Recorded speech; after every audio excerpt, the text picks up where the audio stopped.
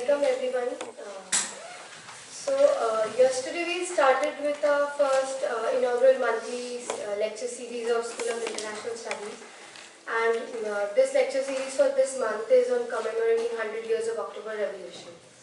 So today we have Professor B.S. Chimni, who is an internationally renowned legal scholar. Professor Chimni is former faculty of Center of International Legal Studies of School of International Studies of Jawaharlal Nehru University. His areas of expertise include international refugee law, international law, and international trade law. So I would like to invite Professor Chimni, and the topic that he is going to discuss today is on socialism and democracy. So I would like to invite Professor Chimni.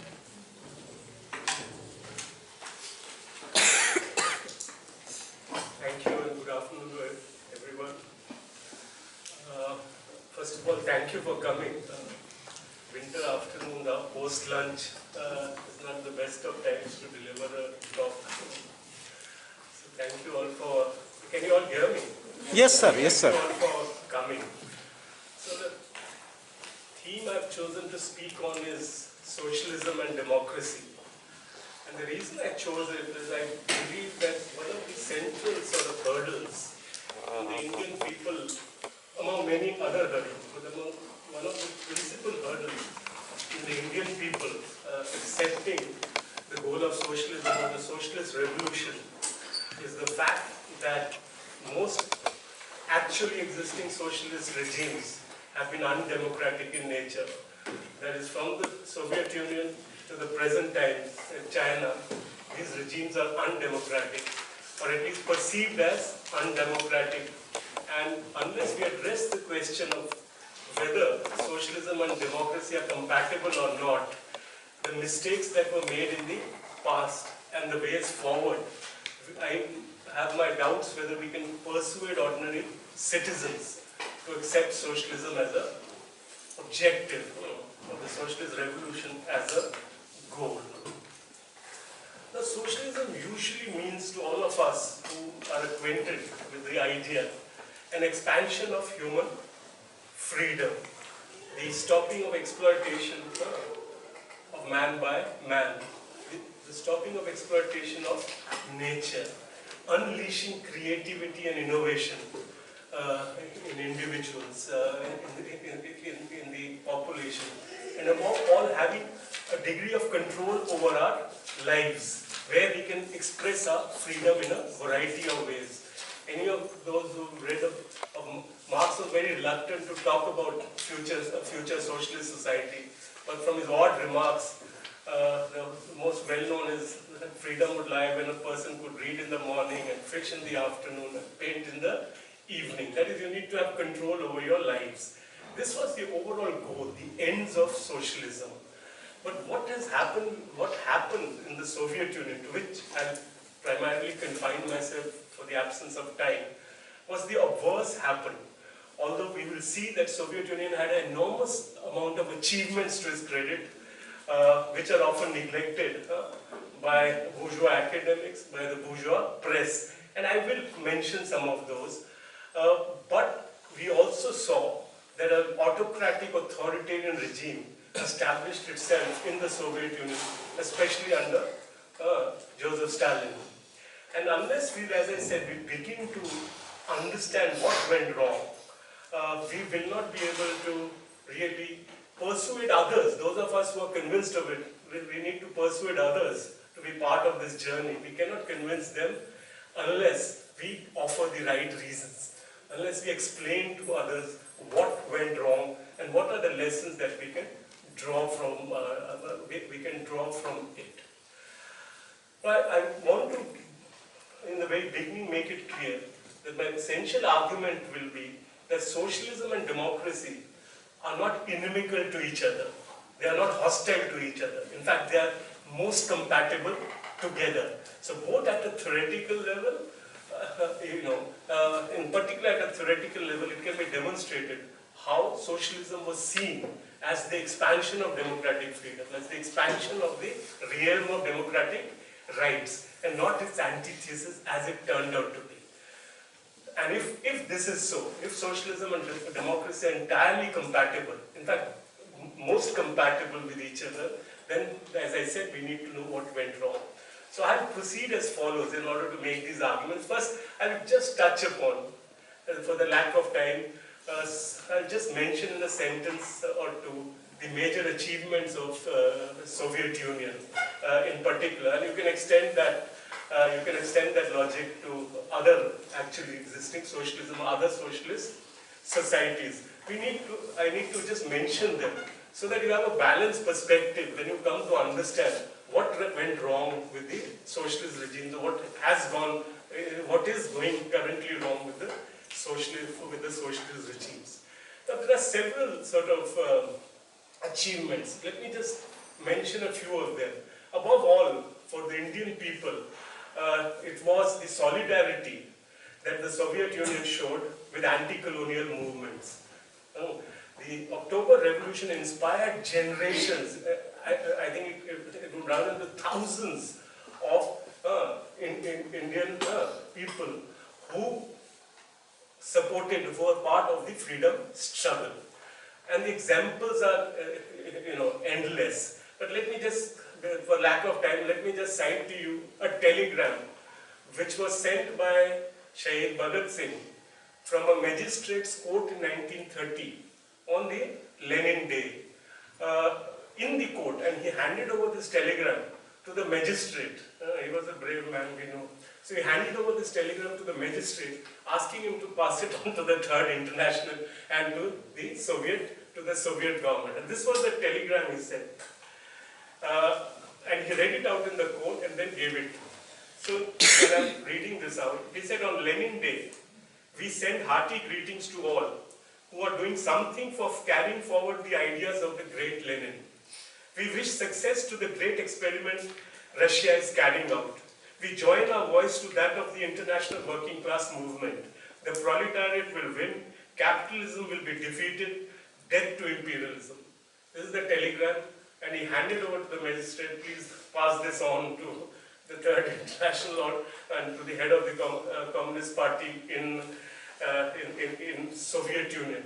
This reflects, Bhagat Singh is simply here voicing the sentiments of hundreds and thousands of people who were inspired by the October Revolution.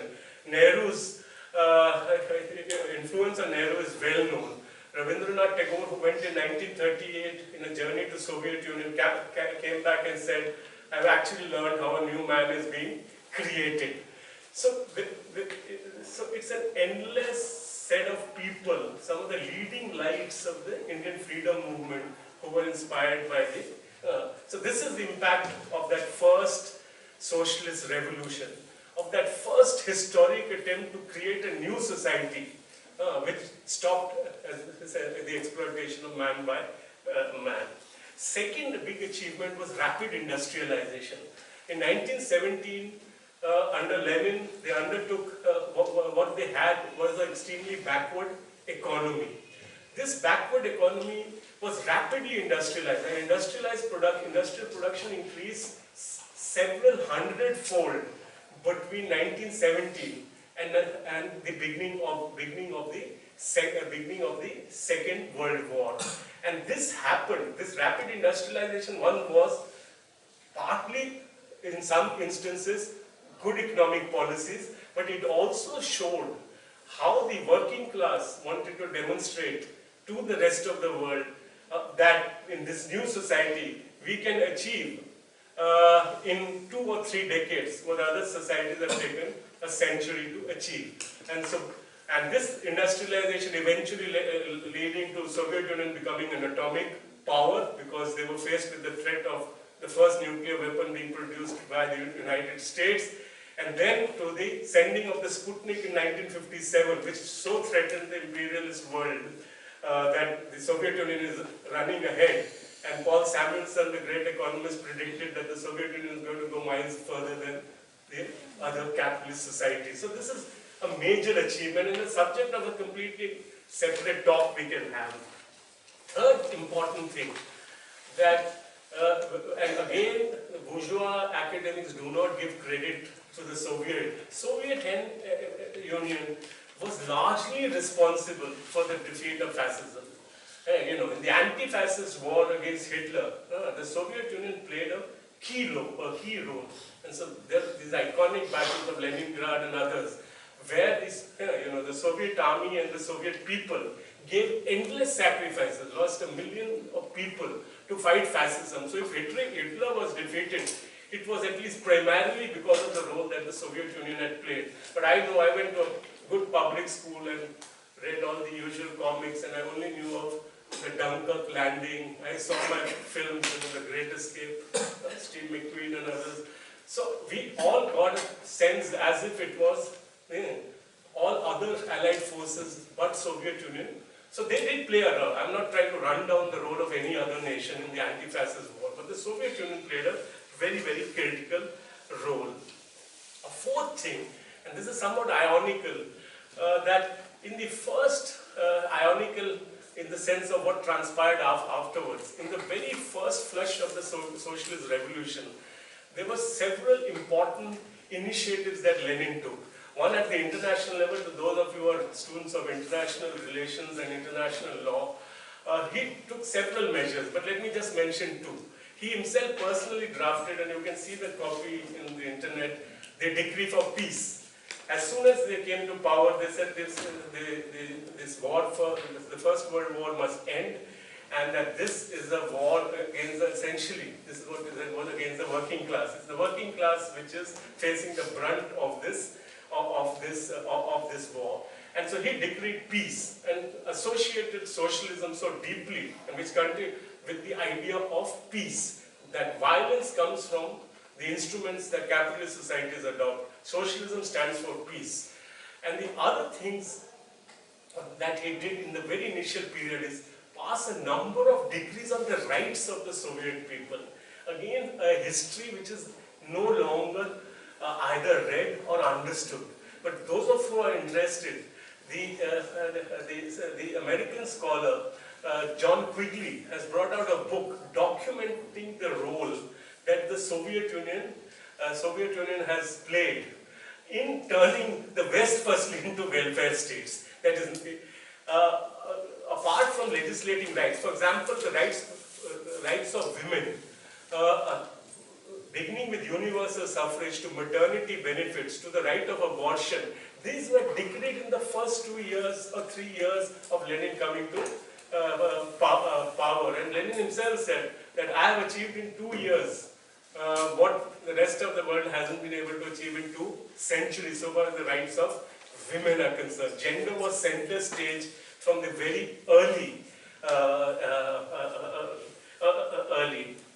At the international level, again, I just wanted to mention this, he abolished secret treaties. Till this point of time, many of the treaties that states signed between each other were secret treaties. These were not known to the people. They were signed behind the backs of the people. So Lenin announced, henceforth, the Soviet Union will sign no secret treaty. And this compelled the other nations, also from then on, to avoid secret treaties.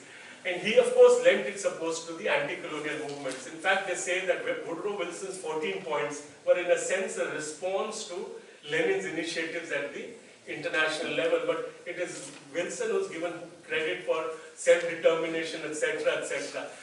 Remember, the victors always write the history. We don't have to be taught that. So history is written by those who won as this war against socialism. Finally, there are many others, but I want to get on to my central issue. Finally, dissemination of Marxist ideology. As the Soviet Union played a very, very important, insofar as ideas are central. Lenin used to say there is no praxis without theory. There is no revolutionary, where there is no revolutionary theory, there is no revolutionary practice. So the spread of revolutionary theory, you won't enjoy this. My generation in JNU had the benefit of it in what we used to call Dada's shop in Kamal Complex. You could buy for 5 rupees all the 3 selected works of Vladimir Ilyich Lenin. Or you could buy Marx's entire works. If you had 100 rupees in your pocket, you could buy almost everything. so they played a very important role in making this accessible to people, because they believe that it's not only university students, but also the working class, the literate working class, who needs to have access to the central writings of Marx and Lenin. And they enabled this. Now, of course, there are other ways these are being done through the internet. There is a lot of dissemination. But I think Soviet Union played a major role here. Now, if these were the achievements, and these are enormous amounts of achievements, which I'm just encapsulating in a few sentences. What went wrong is the issue. How is it that this great first experiment of socialism, turned out to went sour? Now, before I turn, I just want to make one other point. That is, we are looking at the critique of socialism, because I feel unless we engage with this directly, we will not be able to find answers to the problems that we are confronted with. But remember, and I don't want to make a comparative study here, but capitalism has committed more atrocities in the last 4 centuries than you can ever even imagine. And the key words are colonialism, genocide, fascism, neocolonialism. You name it, the amount of violence, and the violence on its own people. Anybody who's read Charles Dickens, at least we were taught, these novels in our school days.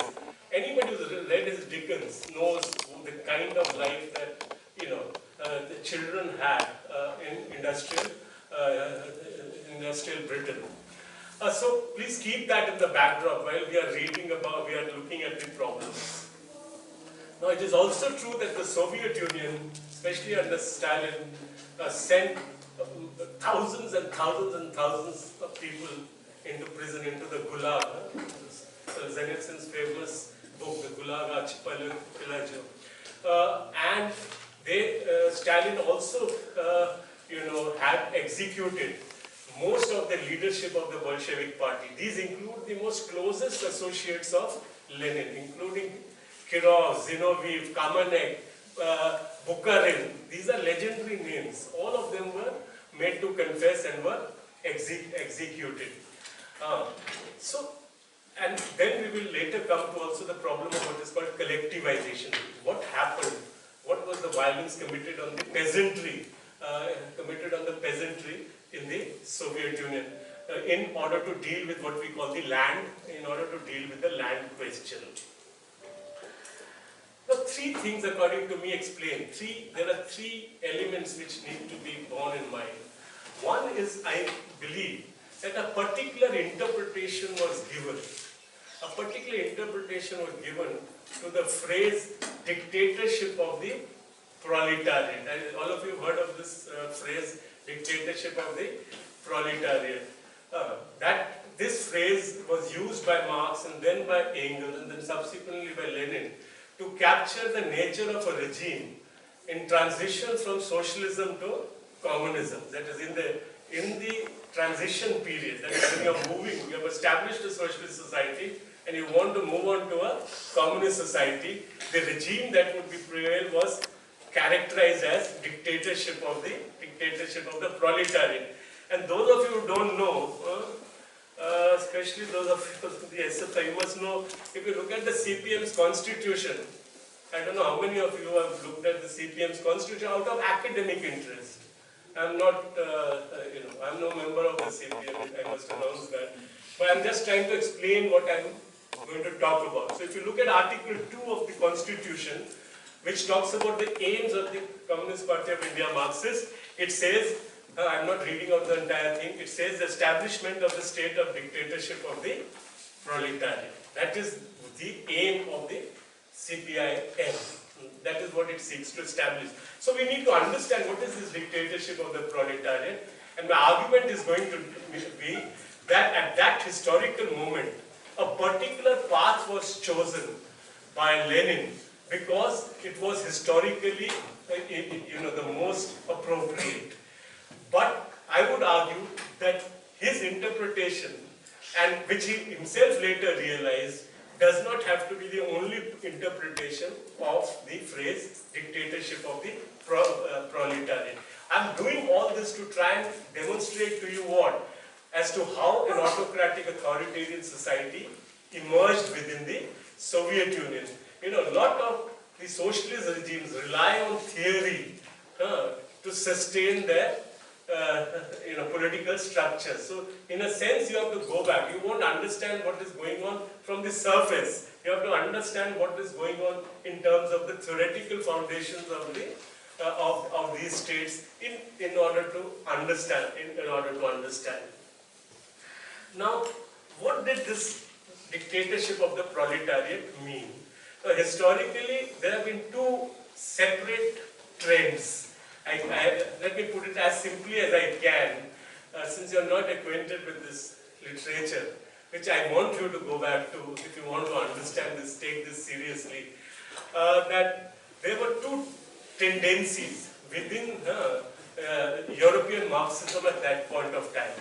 One was reflected by Karl Kautsky, who Lenin regarded very, very highly till he condemned him later, and I'll come to that. And he was seen as almost the mentor of European Marxism with the other giant Plekhanov. Kautsky was a German. And Kautsky represented the trend, and I'll come to that, where he argued that actually dictatorship, when Marx was using the phrase dictatorship of the proletariat, he did not mean a form of government. He did not mean a form of government, but he meant a state of affairs.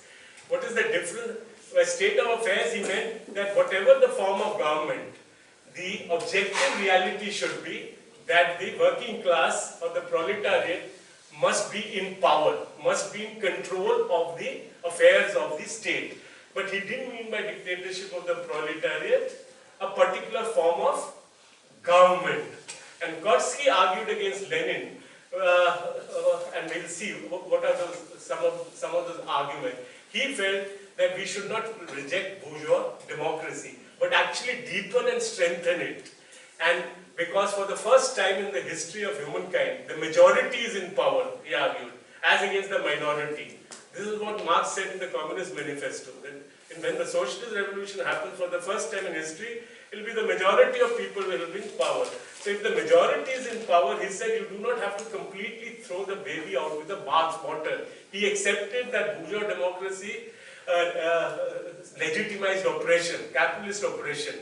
But he said you need to redeem its best features and take it forward. Whereas Lenin's argument as against this, in a famous essay which is, you can find in I think volume 3, which is known as Renegade Kautsky and the Proletarian Revolution. And he accused Kautsky of not really understanding what creating socialism meant.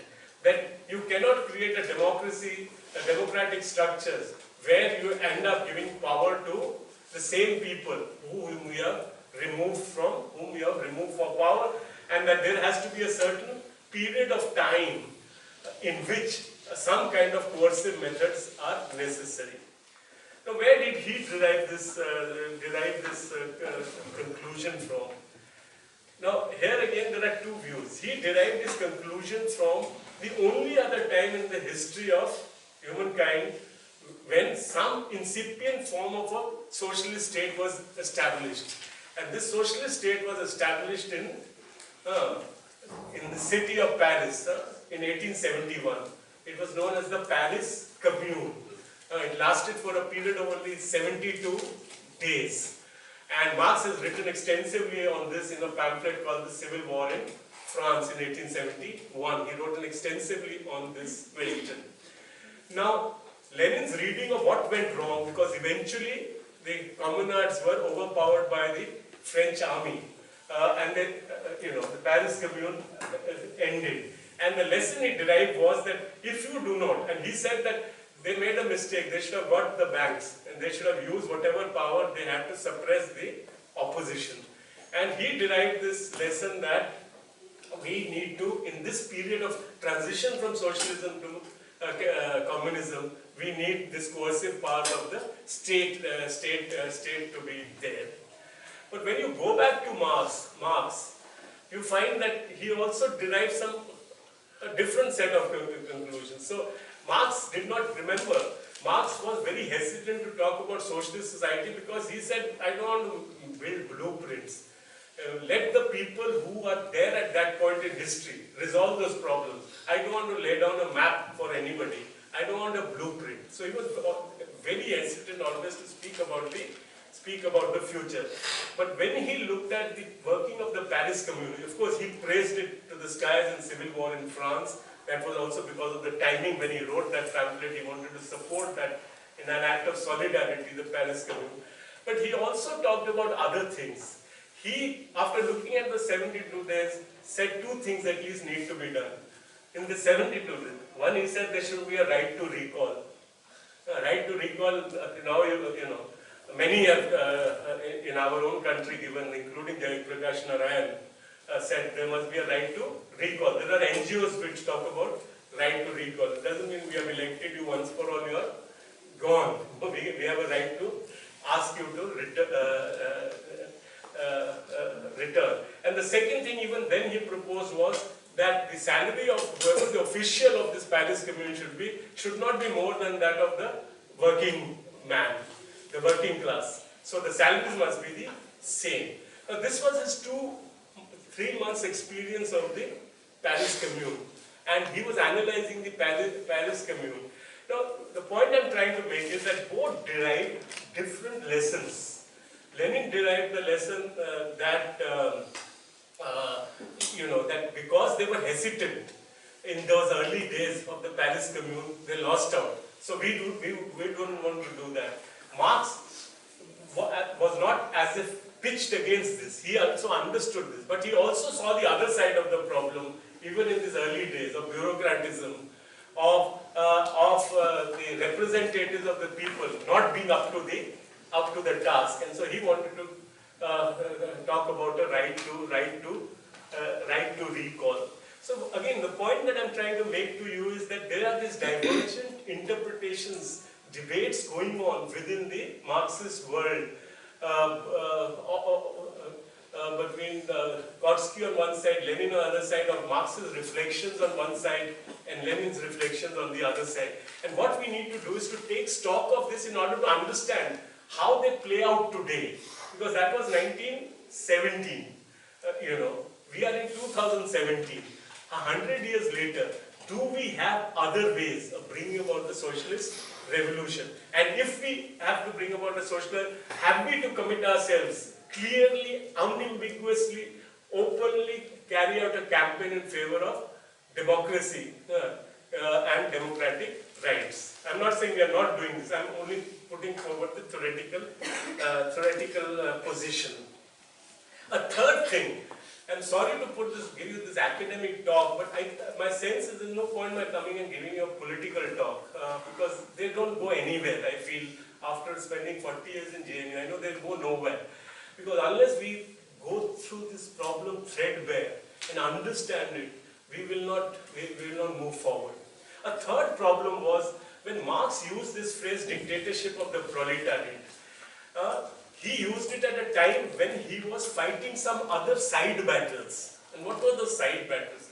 I don't know what any of you are historians, but the Cambridge historian Quentin Skinner has taught us not to do anachronistic readings of previous centuries thinkers.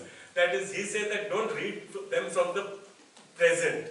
You have to understand what they were saying to each other. They were writing in response to each other. They were not writing for you as if it were. And so what Marx was doing was, he was speaking, when he talked about the dictatorship of the proletariat, most famously in what is known as the critique of the Gotha program, where he in later criticized the German social working democratic party. When he used that phrase and said in transition to communism there must be this dictatorship, he was arguing against the leading anarchist thinker of those times, which was Michael Bakunin. I don't know, all of you have heard of Bakunin? He's the founding figure of the philosophy of anarchism. His way of doing things. No, like saying that my room is in an anarchic state. No, it's not that kind of anarchy. This is philosophical anarchism, whose essence was that as long as there is state, there cannot be freedom. So the anarchists have always been completely opposed to the state in any form. And in 19th century, if you look at that point, everybody was opposed to the state. It's no accident. He was not a philosophical anarchist, although Ashish Nandi says that. But if you look at the writings of Gandhiji, if you look at Hind Swaraj, it comes across very clear that he called it a soulless machine. Shri Aurobindo called the state a soulless machine. So, thinkers as far apart as that thought of the state as a soulless machine, because this was the late 19th century milieu, the ecology in which people thought about the state. And Marx was arguing against Bakunin, who was propounding this anarchist ideas, and he was saying, even in the course of the Paris Commune, because they were also involved, the Blanquists as they are known as, they were all, that he was saying, I won't accept any form of government or any form of state. And Marx was telling him, no, that will lead to anarchy in the other sense of the term, that you need a state in this transition from socialism to communism in order to regulate the everyday state of the society. You can't do without them, but it would be different from how the government is organized within the capitalist scheme of things. It would be different, but there would be a state. So when you are talking about dictatorship of the proletariat without knowing that he was speaking to somebody like Bakunin, you don't realize that he did not literally mean dictatorship. He didn't mean dictatorship as we popularly understand it. And I think historically one of those words which I would say has been unfortunately used, because that seems to communicate to the present generation as if this is actually arguing for some kind of an authoritarian regime, whereas the argument was for precisely the opposite. So again, the point I'm making is, in this larger debate, this interpretation shows that Marxist theory has always been in favor of democratic resolutions and not in favor of authoritarian resolutions.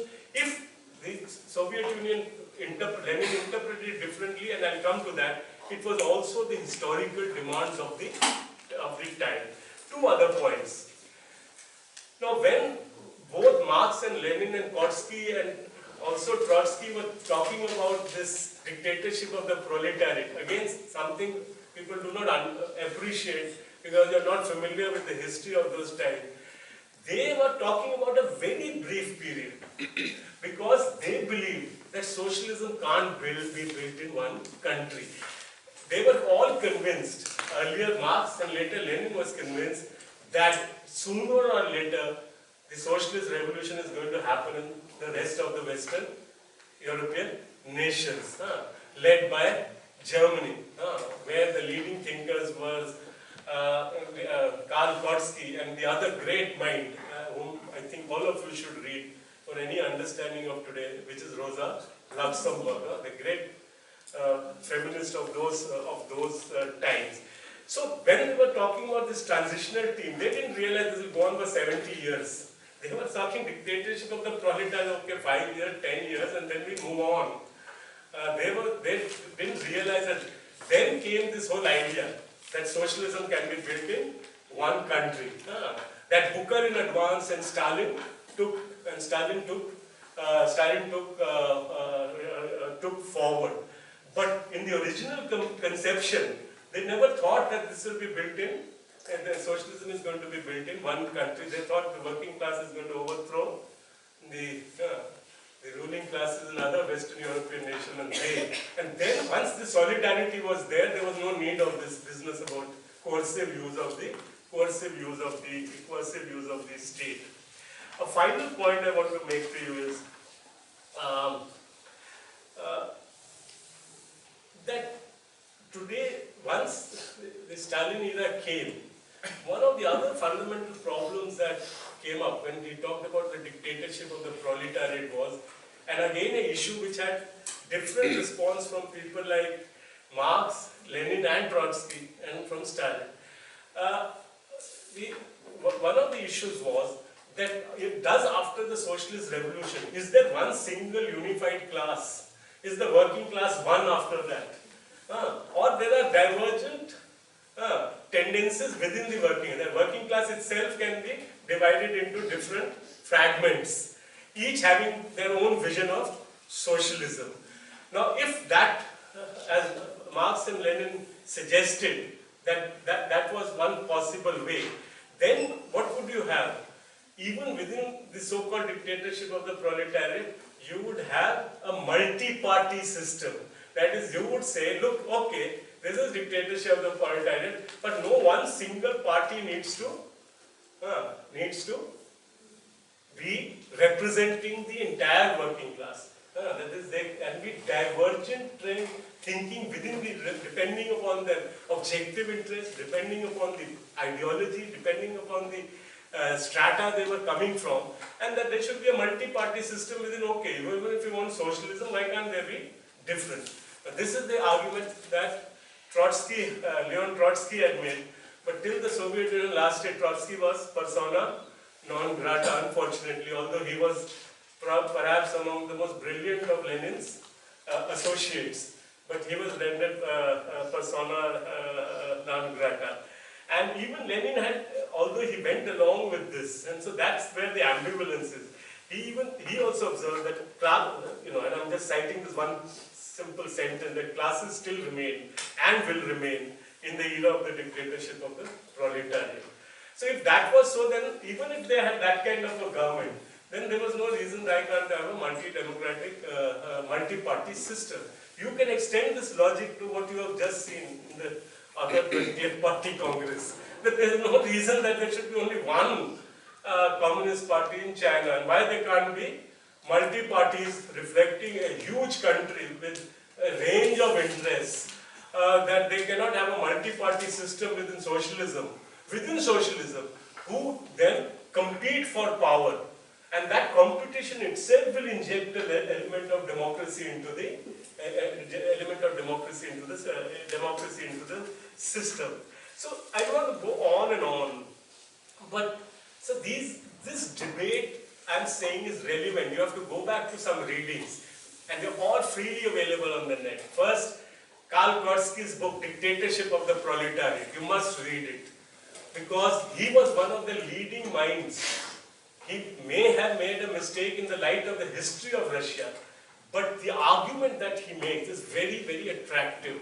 That is, how socialism has to be more, a socialist regime has to be more democratic than a capitalist democracy, than bourgeois democracy. Otherwise it makes no sense, because he said, we are at the end of the day neither for capitalism or for socialism.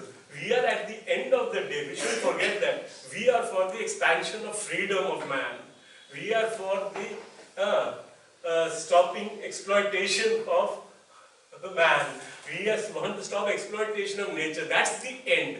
And whatever regime we create, that should further that objective, and not some abstract idea of socialism. That's not what we are committed to. We are committed to our emancipation. We are committed to liberty, equality, to freedom. And we'll come to that. I will show you at the end when we come how Baba Sahib Ambedkar makes precisely these points in that very famous essay of his on Buddha and Marx. I hope you have read that. Even you have read Buddha and Marx. Okay, two. That doesn't have. You have to go back to him also. In order not to say who's right, the point there is not about who's right, who's wrong. I'm not interested in that. This is not a cricket match. We are interested in seeing what happened in history, what transpired, what mistakes in interpretation, and why, and what we can learn, and what we can retrieve and push forward. Now, this was a theoretical. Then I told you there were some historical contingencies. That is, the historical reality of Russia also pushed them in a particular direction. And we mustn't forget that Russia was a backward economy. So here are 3 or 4 things that you need to bear in mind when linking dictatorship of the proletariat to the reality in Russia. One was they had very little experience with bourgeois legality. That is, laws and courts had not developed jurisprudence had not very developed in the Soviet Union. But at least with Lenin, he understood this. Why did he understand this? Again, the great leaders all are supposed to be lawyers. So Lenin was also a qualified lawyer. According to Trotsky, who has written by, he fought 10 cases, lost all of them. But all out of which 7, the state had asked him to fight for somebody's behalf, legal aid, and 3 he was asked to fight. But he was a law person. He understood what bourgeois legality meant.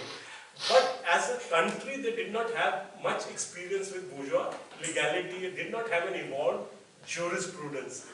And they had lived under Tsarist times for long periods of time, under Tsar Nicholas. And therefore, that lack of experience of working with bourgeois. So when earlier it was said that socialism will come in capitalist societies, this was part of the understanding also that they have a certain experience in bourgeois legality. So if it came to France, there was already the French Revolution, there were already democratic rights in place, there were democratic experience of working of the people, as the Indian people today have experience in democratic functioning of institutions. Russia did not have. I'm just giving you this reason to show what could have led to this somewhat alternative interpretation. I won't call it distorted, alternative interpretation. The second was, they said there is only one class, especially in the Stalin period. They said there is one class, the unified working class. And therefore, and I'm putting all this crudely to just get across, I'm not nuancing it. So if there was only one, then there could not be too many disputes between them. But if it was a multi-class society, even after the socialist revolution, then there would be disputes between different strata within that society also, and you would need law to resolve those disputes. It's not as if law wasn't there. There has been the constitution, the history of constitution, you can read on the net from the very beginning. There were constitutions, there were rights. But in the actual functioning, there was a problem. A final point, so for historical contingency, this is a critical point.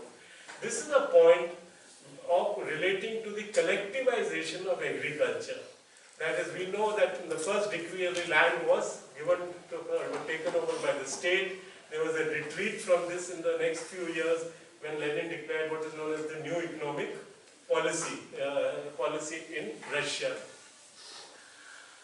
But in the 1920s, a debate arose that we now need to collectivize land. We need to not leave it to middle peasants, rich peasants, small peasants, but collectivize it as an effort to increase agriculture production.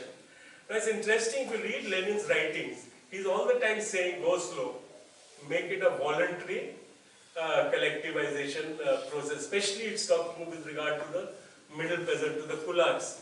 And in 1929, Roy Medvedev tells us, Roy Medvedev is no friend of Stalin, he's the sharpest critic of that regime. Even he says that in 1929, Stalin also believed we can go slowly. But in 1930, he changed his mind because agriculture production fell and they needed to do something about agriculture production. And theory told them that if they collectivize this, the land, it would lead to great leap in. And in the process, when he gave this call to to his party, and the party took it upon itself, and then there were serious violations of the personal rights of people. So, in other words, land was coercively taken over by the state. Those who opposed it were sent off to wherever, to the gulags. In this process, hundreds and thousands of people were suffered at the hands of the Soviet state. Now, so this was a historical conjuncture. So the point I'm trying to make is not as if there is some inner workings of the theory which leads you towards a non-democratic regime. But it was that historical conjuncture which he may have misread, took a wrong step in forced collectivization as against the best advice he received from the others. That led to this, to the violation of the basic rights of the Soviet people, in particular the peasantry. And we know this from our own experience. Next year, Stalin announced that, oh, he was absolutely against any form of coercion or violence. He pretended he did not simply know. But we know that from all, that's how the authoritarian leaders say. So this is not his fault, it is somebody else who is doing it on the ground.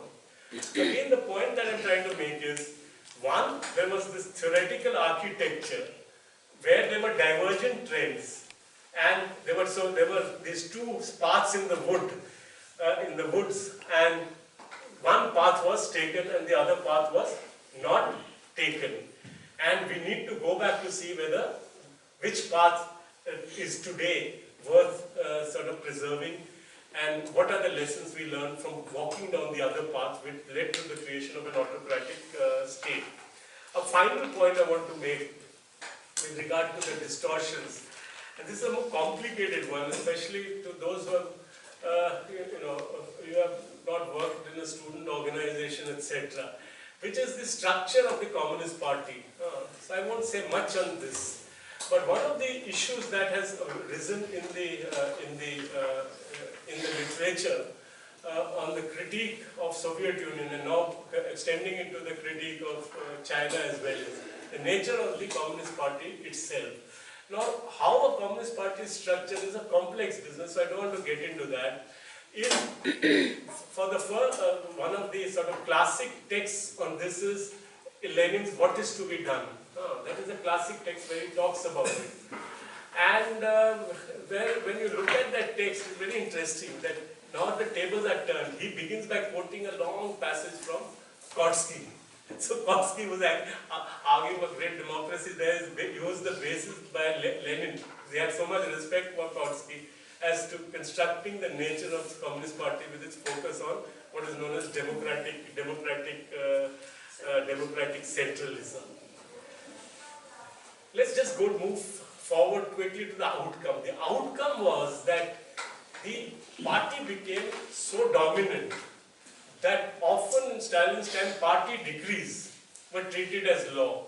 Even when the constitution needed amended, it would come after the decision was implemented, the constitution would be amended. So you can imagine, So the party became all important.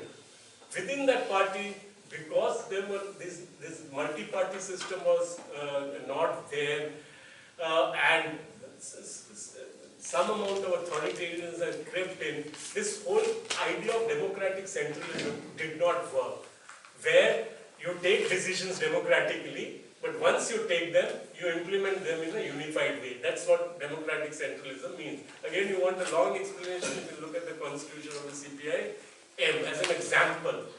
I by chance looked at that, maybe CPI would also serve the same purpose. So there is something about the construction of the Communist Party that is an issue. Again, it's too complicated. Maybe another day, another time, I'll come and speak about it. So there are these positive features of this, and there are the problematic features of this. The other three final points before I go to my what is to be done, to use Lenin's phrase. Because of this party's control and refusal to believe that there can be so much divergence within society, the function of the academia and the arts was also completely controlled by the state. Social sciences suffered very badly in the Soviet Union. The sciences did not suffer so badly. They required technology, innovation, they were, etc. Social sciences suffer very badly. And those of us, I used to go to Dada's bookshop and buy every day one book for 2 rupees, 3 rupees in the hope that today I'm going to read an interesting book. But my hopes were, most of the time, I'll say, not always, but most of the time dashed. Because they simply repeated by rote. There was one quotation from Lenin, two from Marx, one from Stalin, or whatever, and so social sciences suffered, which also meant what? A party which came up through the battleized ideas, which places so much emphasis on ideas. Although the theory is that ideas reflect material reality, we understand, but despite that, ideas play a critical role. But if you do not allow ideas to have a free expression within your society, you also lose on the best elements of your creativity. You also do not, allow others to offer you resolutions of the problems that you actually have in society. And we all understand, even today, if we did not allow even a single alternative sort of interpretation, understanding to be advanced, you can imagine what a difficult society it would be to lead in. There are small acts of resistance everywhere, and at least every morning I read the Indian Express, someday Harshmandar, someday Pratap Banu Mehta, these are liberal voices. You feel okay, then you take out the Hindu and read another three.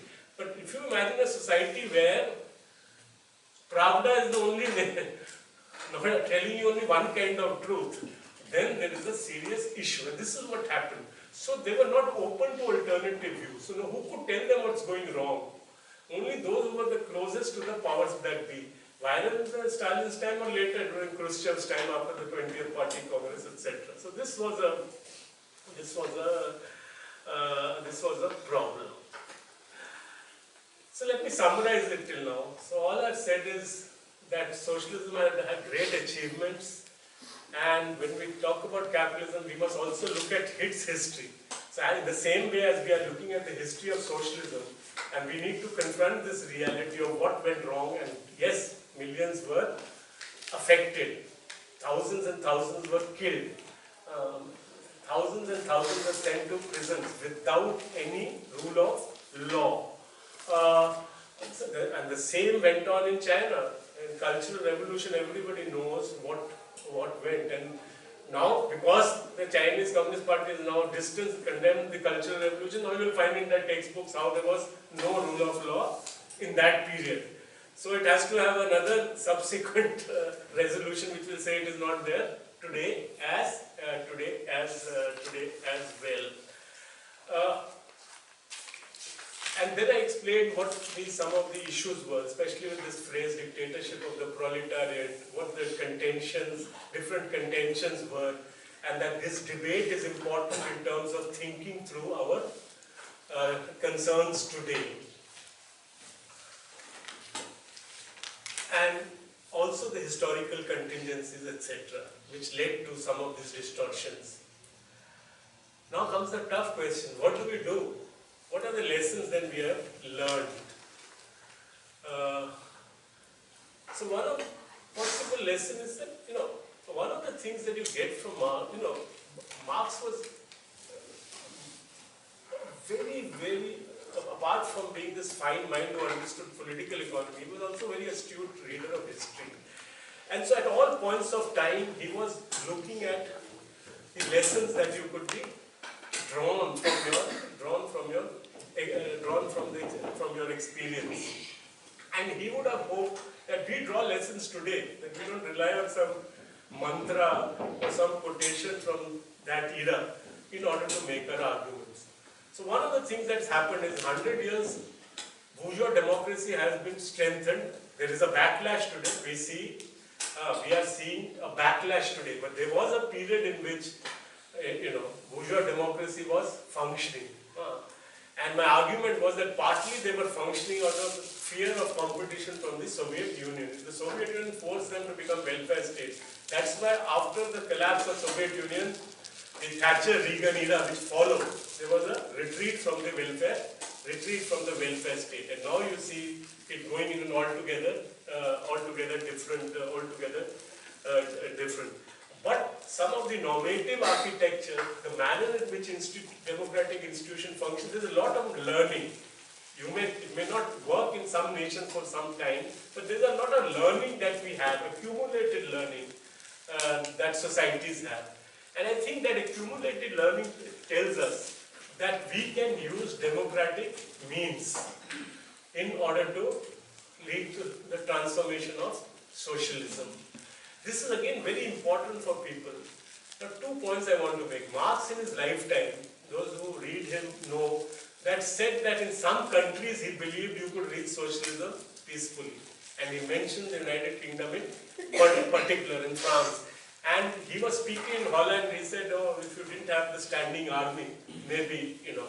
So it is not that he didn't think that some peaceful resolution was possible. He only said that in some kinds of country where some kinds of conditions prevail, that you can reach peacefully. So one of the points that we need to know, and this argument was later made by what are known as Austro-Marxists, who in the beginning of the 20th century, a very important figure in law, Karl Renner, he made this argument that you can transition from, peaceful transition from capitalism to socialism. I'm not saying whether it can happen or it can't happen. That's not my claim here. All I'm saying is, can we, with this accumulated wisdom that we have, use democratic institutions in which we now have an enormous amount of functioning in order to lead to some kind of transition? And what would it require? After you can say democracy is functioning today. No. We know that although formal democracy is there, yes, there is electoral democracy, yes, our judiciary is functioning, thankfully, all credit to it. But yes, we also know that there, for the most marginal and oppressed sections, there is no serious democracy. That is, inclusive democracy is not there. But can we change that? Can we change that? That would lead us to understanding what is wrong with our other policies. What is wrong with our economic policies? Can we correct that to move forward within a democratic frame? Can we use the instrument Gandhiji taught us, non-violence, to move to socialism? I don't have ready answer. There is no formula available. But all I'm saying is, Gandhi used it, and we know that anybody uses those methods, the Indian people take to them. You look at the kind of reception Anna Hazare got. People have various analyses of him. Somebody will say he's right-wing, he had this kind of... at the end of the day, when he undertook a fast, something resonated with the Indian people. Likewise with others. Is that a cultural resource? I'm not saying yes, I'm not saying no. I'm saying, do we have different cultural resources in order to move the Indian people? So the first thing I want to say is that in the light of those debates around dictatorship of the proletariat, with one saying, go down the advanced bourgeois democracy, and one saying that no, in this period of time we can't do this. We have learned this from Paris Commune.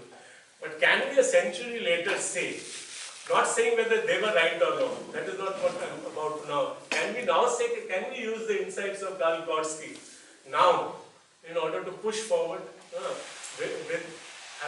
because, you know, there is much more global scrutiny. You cannot violate human rights and get away with it. You know, there are all kinds of other factors which I don't have to tell you, which have come into the picture. And should we rethink what is possible and what is not possible, and what kind of agency the Indian people have to exercise? What kind of movements will help you bring about that state of affairs? Again, I have no ready answers to this. Only 2 or 3 things I would say in the end was what I said in the beginning. But we must clarify to the people this, that socialism means expansion of democracy, not its restriction. Because the people, when you go and talk to people, I'm a teacher, and tell a student, no, actually it means this.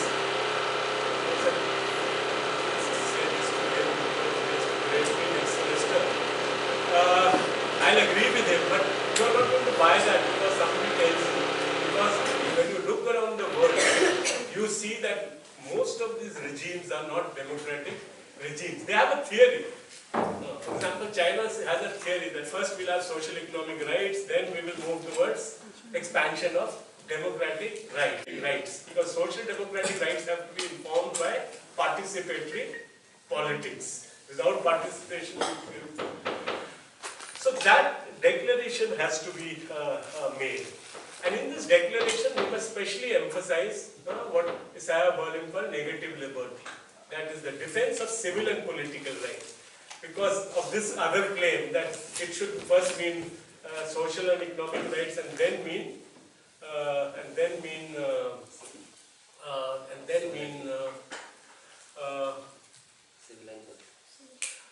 civil and political rights. I think both have to be proceeded simultaneously.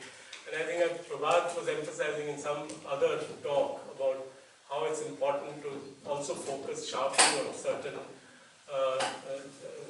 social economic rights, including the right to food, right to work, etc., which is most appropriate. But we need to also emphasize this. A final thing is that we need to see how we can, the left today, liberal community, can, collectively and also establish fora where we can think together. That is, those outside the frame of the official, communist parties, they also need to come forward, express their views. And we have to find ways of their views also being taken on board. Because today the essential point is to see how best we can move forward in terms about expanding democracy and moving towards the socialist revolution. I'll stop